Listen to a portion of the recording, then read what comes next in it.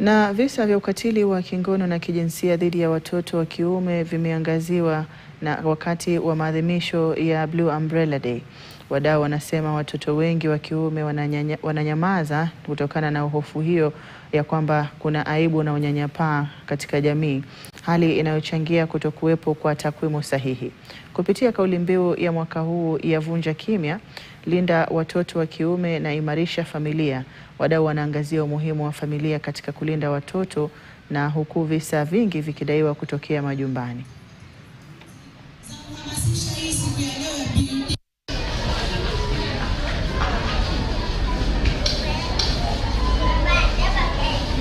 Undugu Society of Kenya has been here for 53 years and has been dealing with the most vulnerable youth, most vulnerable children, especially who do not have child protection mechanisms because they are still connected.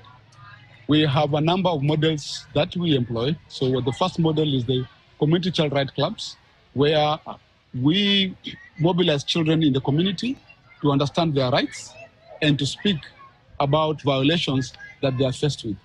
These clubs have helped us gather information and data which indicates that the data that is with government or mainstream state agencies is not correct. That there are many young boys and children who go through sexual and gender-based violence, yet nobody speaks about it. Singependa wengine walelewe kwa sababu venye nililelewa ni kuwa mwanaume hawezi kutoa machozi yake, hawezi kusema kama kuna kitu kimemkwaza aweze kuongea.